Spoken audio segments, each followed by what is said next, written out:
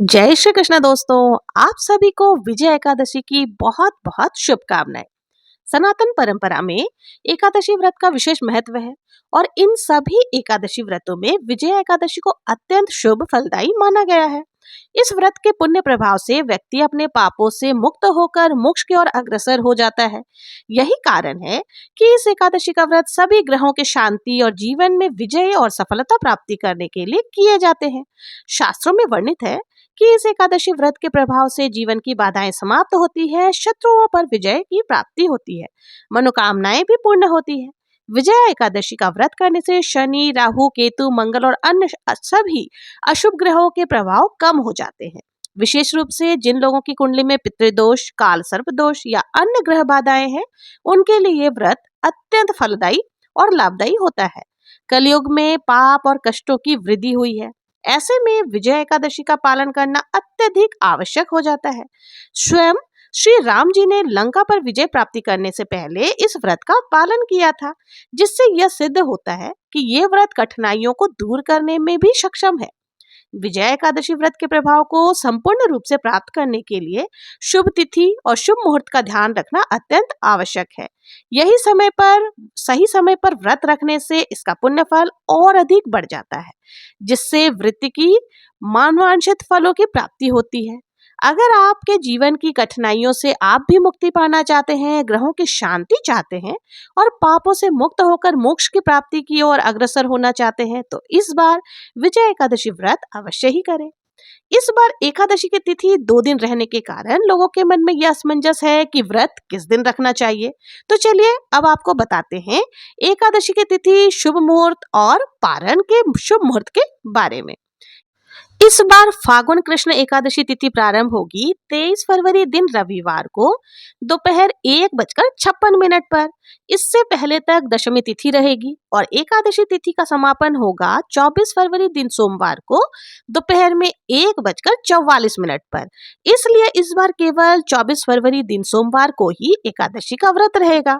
एकादशी के एक दिन पहले दशमी तिथि के नियमों का हमें पालन करना है। तुलसी के पत्र आदि हमें पहले ही तोड़ करके रख लेना है, लेकिन रविवार के दिन ना तो तुलसी जी को स्पर्श किया जाता है, ना जल दिया जाता है, ना ही तुलसी जी के पत्ते तोड़े जाते हैं। ऐसे में आपको क्या करना है, शनिवार के दिन ही आप तुलसी के पत्र आदि तोड़ करके रख सकते हैं। 24 फरवरी सोमवार को ब्रह्म मुहूर्त का समय रहने वाला है 5:19 से लेकर के 6:07 तक और सूर्योदय का समय रहने वाला है 6:56 पर और सूर्यास्त होगा शाम को 6:23 पर।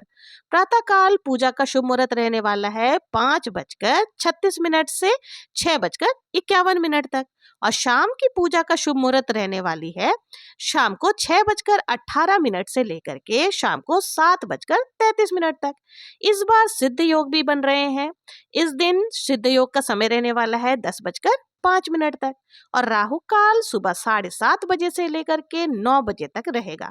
जहां तक हो सके राहु काल के पहले ही आपको पूजन कर लेनी चाहिए। राहु काल के समय कोई भी शुभ कार्य करने से हमें बचना चाहिए। द्वादशी तिथि प्रारंभ होगी 24 फरवरी दिन सोमवार को दोपहर में 1:45 से।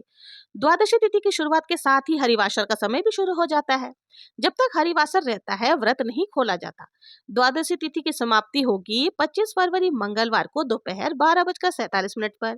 एकादशी का व्रत हमेशा शुभ मुहूर्त और शुभ तिथि में ही रखना चाहिए, इसलिए इस बार केवल 24 फरवरी सोमवार को ही व्रत रहेगा, चाहे ग्रस्त जन हो या वैष्णव जन हो। आप बिल्कुल भी कंफ्यूज नहीं होना है। आप जानते ही हैं कि द्वादशी तिथि के मुहूर्त के बारे में। देखिए 25 फरवरी मंगलवार को सूर्योदय होने वाला है 6:55 से और सूर्यास्त होगा 6:24 पर। ब्रह्म मुहूर्त सुबह 5:18 से लेकर के 6:06 तक रहेगी। प्रातः काल पूजा का शुभ मुहूर्त रहेगा सुबह 5:35 से लेकर के 6:50 तक। अभिजीत मुहूर्त दोपहर को 12:16 से लेकर के 1:02 तक रहने वाली है और राहु काल का समय रहने वाला है दोपहर 3 बजे से लेकर के 4:30 तक, यानी 4:30 बजे तक। हरिवासर का समय समाप्त होगा 24 फरवरी दिन सोमवार को 7 बजे तक। ध्यान रखिएगा सोमवार को दोपहर में 12:47 से ही हरिवासर का समय भी प्रारंभ हो जाएगा और शाम को 7 बजे तक रहेगा। जो लोग हरिवासर के समय व्रत खोलते हैं उनके द्वारा रखे गए समस्त एकादशी व्रतों का पुण्य नष्ट हो जाता है। इसलिए व्रत रखने के साथ साथ व्रत के पारण मुहूर्त की जानकारी भी आपको जरूर से होनी चाहिए। इस बार विजय एकादशी व्रत का पारण किया जाएगा यानी व्रत खोला जाएगा 25 फरवरी दिन मंगलवार को सुबह 6:56 से लेकर के 9:08 के बीच में।